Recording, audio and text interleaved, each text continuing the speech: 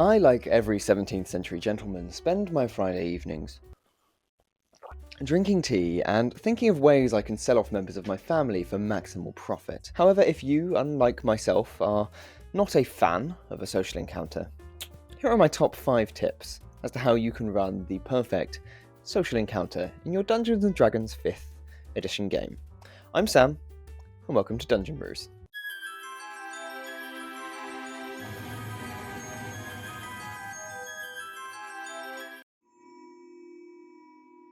Social encounters in Dungeons & Dragons 5th edition are the bread and butter of the game, in that they are the only encounters where you may encounter bread and butter. But more importantly than that, they're the things that happen when the big things aren't happening, when the huge cinematic battles aren't going on. And if you care about cinematic battles, there will be a link to a video we made about how to run them up here somewhere. But like with those cinematic fights and anything in life, I suppose, it's important to ensure that all of your social encounters have a goal that is easily achievable. For example, vanquishing a foe or finding out a little piece of information from Lady Margarita Duchamp. There needs to be a defined end to every encounter. So the first thing to do is obviously work out what that is. And then we can begin caring about the road to that goal. And there's a few things I always ensure are the case whenever I run a social encounter. The first is that everybody gets rewarded, not just the players who are trained Olivier Award-winning actors. The way to go about this is to allow every player to specialize into their niche in a given situation. So, while the face of the party is schmoozing with the guard, is there a backdoor that another pair of your players can go and squeak open and sneak in? Is there an NPC at the gala you're going to that can be tailed by one of your more investigatively inclined players? This means that players who are lacking in confidence can still enjoy social encounters. They don't become a 20-minute long meditative experience as they sit back, relax, and try to enjoy the roleplay ongoing in that situation. If that's not possible because your social encounter is more simple, it's just your player and a goblin shopkeeper discussing the purchase of a poison, well, allow your players to perform descriptive roleplay rather than performative roleplay. What this means is you just let your players say what they're doing in rough terms without having to put on any voices while they're speaking. Because if I've learned anything from playing D&D, is that even when you've spent a long time practicing, it can be hard to shift between your own voice and your player character's voice, especially if you lack the confidence to do so. Allowing descriptive roleplay allows players to still get involved and want to get involved without having performance anxiety. And trust me when I say everyone who plays Dungeons & Dragons has performance anxiety somewhere in their life.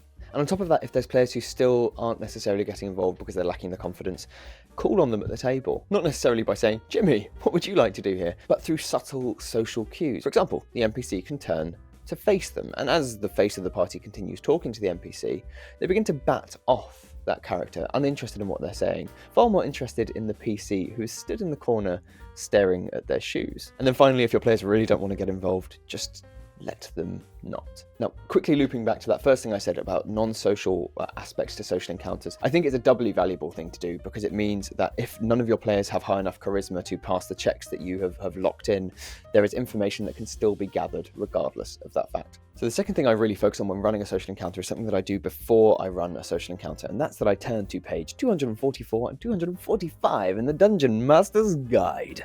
Here you'll see that there are 3 dispositions which a given NPC can have. They can be helpful, indifferent, or hostile, and these affect what a player can gain out of a given NPC.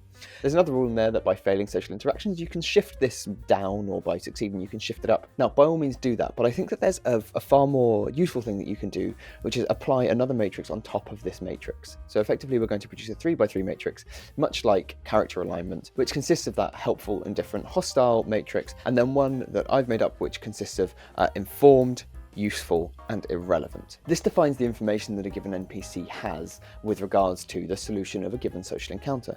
Now, the majority of NPCs who will be encountered will be helpful and useful. That is to say, they're willing to give information, but they don't have too much. However, the information they do have is useful to the encounter because it's going to direct players towards those informed characters. Now, these informed characters might not necessarily be helpful. They might have an indifferent or hostile disposition.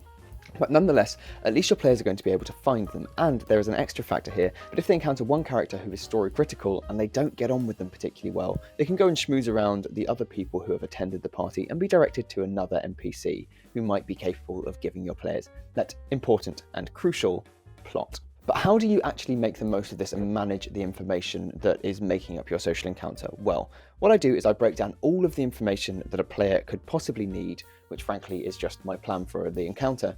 I split it into one pile, key for progress, the informed pile, and a second pile, which will help players access that informed pile, the useful pile.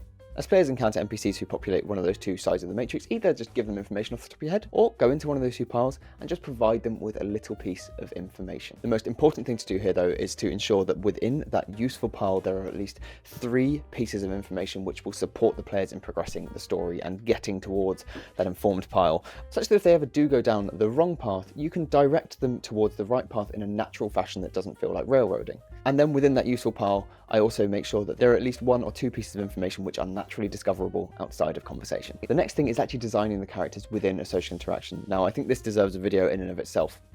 But what I do is I make sure that anyone who is informed is a well-formed character. I make them in the same way I make a player character. They have motivations, they have a backstory, they have stuff they're trying to achieve at that exact point in time, and they also have a well-defined appearance and a well-defined accent in them for the most part. Anyone who is useful, unless they are plot critical in another component of my game, are the kind of people I pull out of thin air. Boblin the Goblin, Slizzard the Lizard Wizard, and Joe Cage the Dromage, those sort of characters who inevitably your players will be far more interested in than the key characters in any given encounter. It's really important that you don't stress about ensuring these characters are perfectly padded out. Yes, your players may become interested in them and then you end up exploring their backstories, but build that with your players based on what they're interested in. In my opinion, there is very little point in populating every single social encounter with 1,000 meticulously crafted NPCs, when all they're really there for is filling out the invite list and pointing your players towards the more important characters and items within that interaction. Now, it is entirely possible that the reason you're watching this video is because your game is populated by Murderhobos. If so, I'm incredibly sorry. But there is a solution to this, and that is incentivizing social solutions. 2 really easy ways to do this which tie together. The first of them, make sure that social interactions provide your players with experience points. There's no need to be running around murdering people when successfully persuading someone to help you in your cause also gives you EXP. When successfully negotiating a price down in a shop is going to reward you with a bump towards your next progression level, or when manipulating a goblin into becoming your next party pet is going to make you that little bit stronger. Now, you may well be using a milestone-based progression system, in which case unlikely that you have Murderhobos because they don't really gain anything from killing innocent civilians. And if they are, that's entirely on you.